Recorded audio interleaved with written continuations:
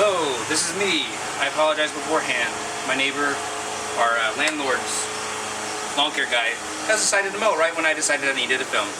So we're going to do it anyhow because this is all the time I got. Alright, well, I've decided to film my first time ever trying to anodize, flame anodize, and trying to get green. So, should go great, guys. So I've had these handles from my Reich 1505 soaking in this 70% ethanol, like what you get from a drugstore, for a couple hours now. And so I'd like to try to avoid touching them. So I'm hoping that my compressed air will help me get some of the dirt that had accumulated in some of these parts that get oil on them.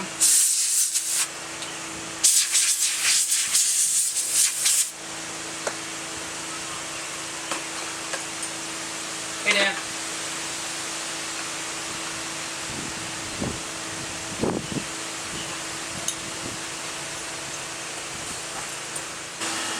So, I did not know that I was filming at this point. I thought I turned it off. But what I'm doing here is I heated up some water on the stove because I'd heard that heating up your etching solution, whether that be multi-etch or in this case the weak rust stain remover, increases its effectiveness and basically reduces the time you need to have your knife or whatever you're anodizing in the etching.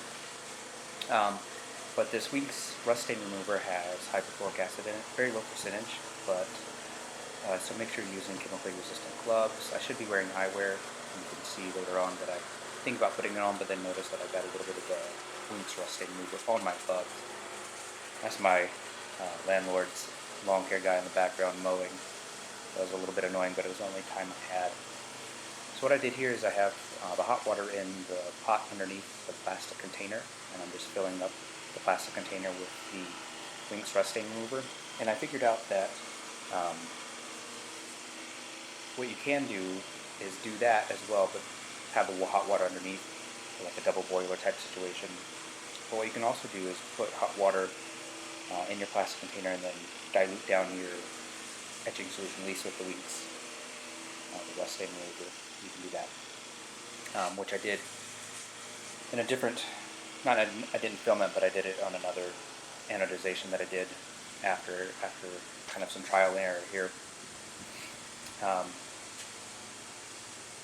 You can see here that I'm kind of thinking through things. I'm getting ready to pick up the goggles. Notice the etching solution on my hand. Go to wash that off.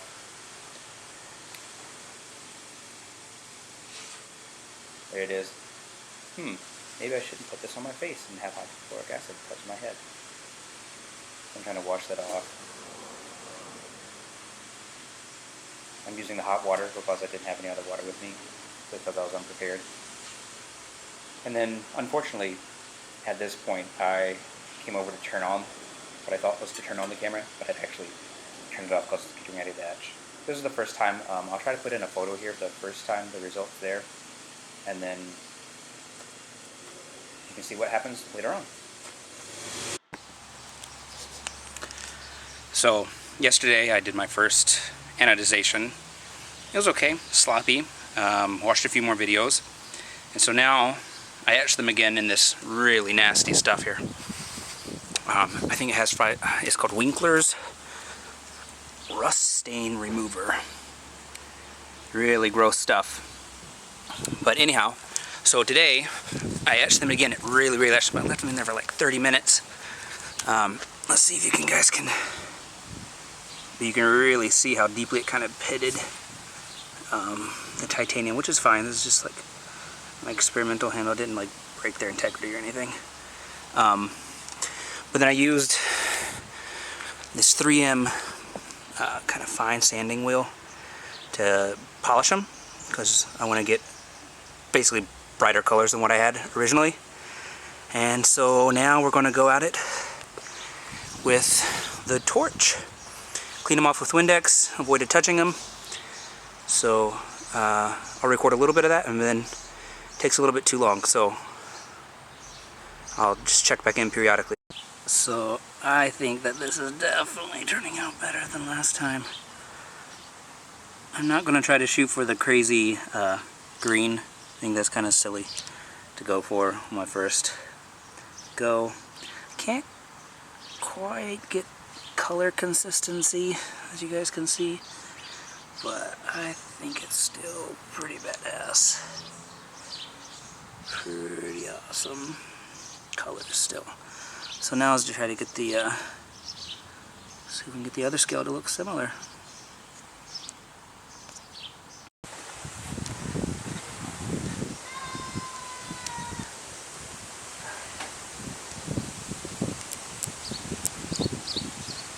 So I thought I'd just show you guys the block side while the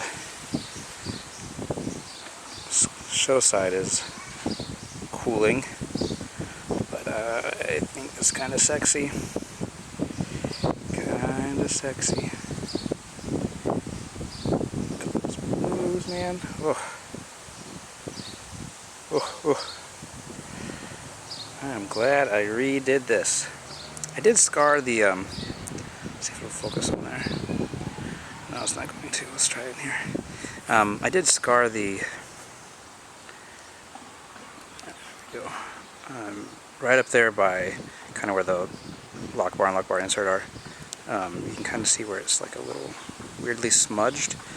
I think that's where I scarred the titanium. I know I got that like really cherry red hot yesterday when I was trying this, so I guess the colors kind of show up better here in the shade. But here, I want to see if, I mean, the scale side's still probably pretty hot, but the show side, I still kind of want to show you guys what happened here.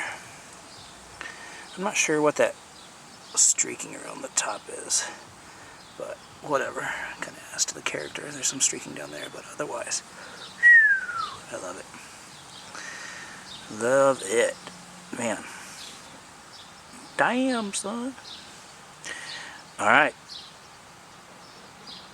I'll show you the knife when it's put together. Peace.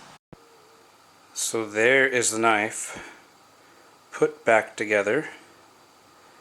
Mostly, you notice that there's a few things missing, like the pocket clip and the lock bar, or the LBS lock bar stabilizer. That's because I etched it so long, all the tolerances are gone, and those threads for those in the titanium are gone. And the lock doesn't make contact with the blade, so you get some nice rattle. But other than that, I love the colors.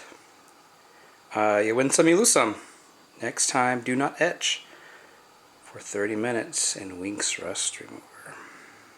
But those colors, man. Digging it. Alright, now I just gotta find another knife to play with and not mess up. Peace.